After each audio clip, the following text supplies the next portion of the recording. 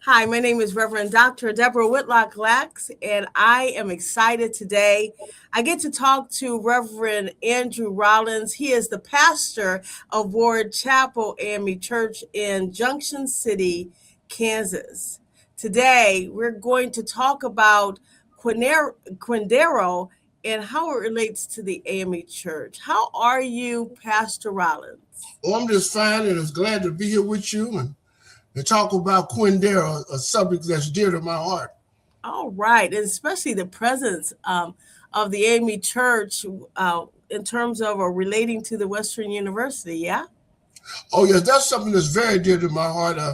I was born in Quindaro, and so my family was intricately involved with the establishment of Western University. I had a great uncle that served as one time president of Western University. Oh my goodness. That's incredible. Well, a lot of people don't know about Quindaro. Could you share just briefly about its history and then very specifically about the need for education and specifically Western University and how the AME Church was involved? Well, originally Quindaro was founded as a depot on the Underground Railroad down on the banks of the Missouri River. And that original community was founded by Native Americans of the Wyandot Indian Nation and white abolitionists and escaped slaves. And then later, after the Civil War, a second community was founded up on the bluff, primarily an African American community, and that community was centered around Western University. The state established a school there right after the Civil War, and the AME Church in 1877 took sponsorship of that school. And later in 1881, the AME Church, through the Kansas Annual Conference, voted to change the name from the original name was the Freedman University to that of Western University because it was west of our first school, Wilberforce University. Wow. So, why was it necessary for an African uh, Methodist Episcopal Church, African based people of color denomination, even though we welcome everybody? Why was it necessary to build such a educational institution? Well, the AME Church had always been committed to social uplift and education. And certainly in those days, right after the Civil War, the nation was still a segregated nation, and the blacks could not attend the white schools in the state. So it was necessary for us to develop our own schools to educate our young people. My goodness. And so can you unpack that a little bit more? Share with us, you know, really the foundation. Was it just the AME Church, or were there other uh, faith-based organizations involved in the establishment of the school? Well, originally it had been school had been started by a Presbyterian minister, and then later the state of Kansas began to fund it. But it was really got off the ground when the AME Church used got involved and put its infrastructure and its know-how when it took complete sponsorship of the school in 1877. So why is it that the AME Church is now advocating for ownership and recognition in the Quindaro ruins, excuse me, and preservation plans? Well, when you talk about the Quindaro ruins, you have to understand that this is part of this is our legacy. Our ancestors established this community through their blood, sweat, and tears. Um, this is who we are. We were advocates of liberation, of social uplift, of economic development, and for several generations, our people poured their souls and their energies into that. So that's who we are, and we who are now, we are the living embodiment of that continuous story and mission for freedom, for justice, and for dignity. So, are there any challenges that are concerning for the AME Church? What has the denomination encountered in maintaining its historical presence? Well, one of the things is that there seems to be a movement to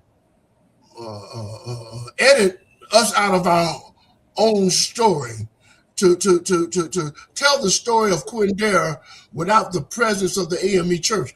But without the presence of the AME Church, that community would have never become all that it became, because it was through the schools that we had there that was the backbone of that community. Uh, just to give you an idea, the school had an industrial department that taught trades. It had a theology school. It had a military department. In fact, the first black ROTC program in the country was there. It had agriculture school that taught people how to raise crops and animal husbandry, and a music department that trained musicians that even went to Broadway, and a nursing school that undergirded Douglas Hospital. And let me say a little bit about Douglas Hospital.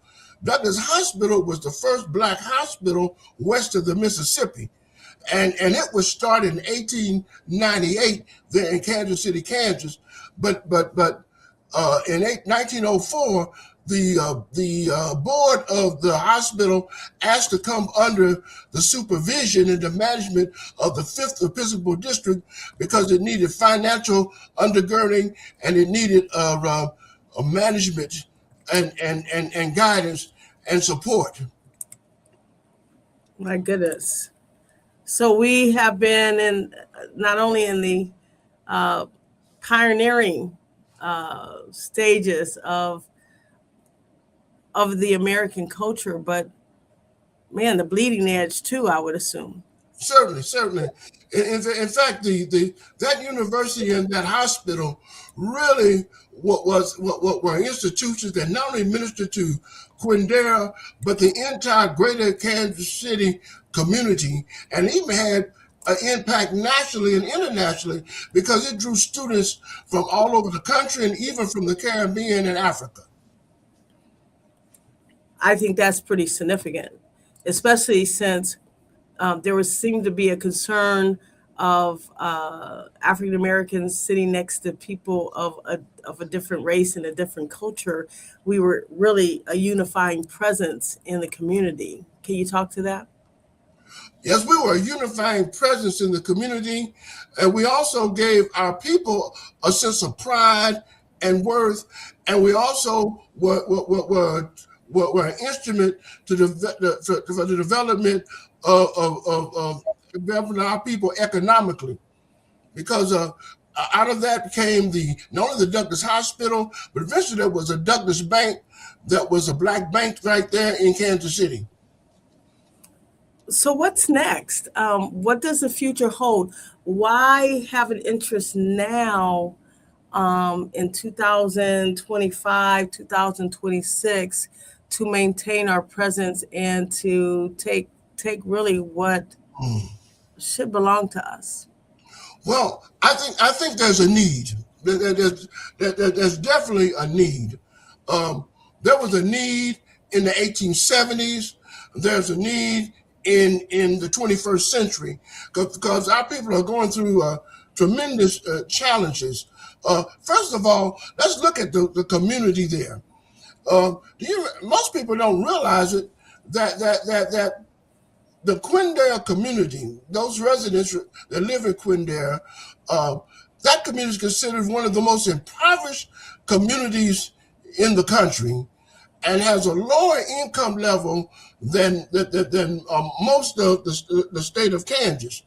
And then I think it's time for us to really look into what type of development is going on in that community. Because just recently, here, I think in July it was, that a Houston company from bought the Quindare Power Tower from the Board of Public Utilities under the supervision of the unified government, and we got to understand that they intend to build an AI data center, but there's a record that data centers cause environmental and health hazards, and so we need to really look at that and how that possible development could impact not only the community but in fact the value and the uses of the land that we have there as AME Church. Well, it seems to me that we certainly do not want to lose our historic presence in our modern day. We tend to edit out things that we don't quite understand. And you mentioned that the Underground Railroad is part of our legacy. It's part of the Quindaro legacy. It's that critical stop, for those who were enslaved to in escaping Missouri into Kansas. And so, to edit that history out seems problematic. And just the idea that our folks was going into a free state, of the free state movement, if you will, and that history, it seems to be no longer valid for people who don't quite understand why we want to hang on to that legacy. So I'm just wondering. I see what you're saying. You know, Mhm. um, what I have a problem with is it's not so much them looking over the history of the abolitionists and the fight for freedom, but I have a problem with uh, editing the AME Church as being the vanguard institution in that struggle. And so, for example, um, everyone talks about the John Brown statue out there in Quindara, but it was Bishop Abraham Grant of the AME Church who was the driving force into building that statue out there, and this statue was erected in 1911, but it was the first statue honoring the abolitionist John Brown in the country, and he wanted to be such a fine piece of work of art that he contracted an artist in sculpture in Italy to do the work and arranged for it to be shipped to America and placed there in Quindara.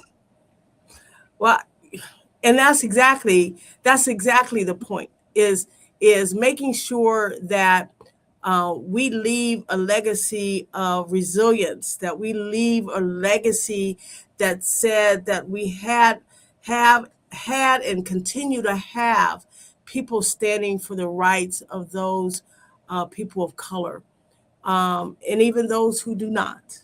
Well, I believe that the AME Church has always been in the forefront of movement of social justice. And so I just thank God for you, and thank God for your history. And what's your last word? What's your last word? What would you like us to what walk away with or to do? What's our call to action? a call to action has really been given to us by our bishop, the Right Reverend Francine A. Brookins. She's come to the Fifth District and cast a vision of Mission Possible to reach out and to minister to the lost and the left out and the downtrodden, and to put together programs that speak to them and help them educationally and socially and economically and even in healthcare, particularly not only physical healthcare but mental health care. So I see a vision for Quindare based on the vision of our bishop, that we not only uphold the history and the archaeological preserves, but we establish new programs like we used to have with Western University educating and Douglas Hospital ministering to people in health, that we take those grounds and use them again to minister to the community at large. Now, some people say that the glory days of Quindara are of the past, but I believe those bones can live and that we can transform Quindara from ruins to renaissance. Amen. And you know what? It may not be the same glory. It's a different glory. It's a better glory. It's a Yes. heightened glory. It's a Yes. modern day glory. It's God's glory.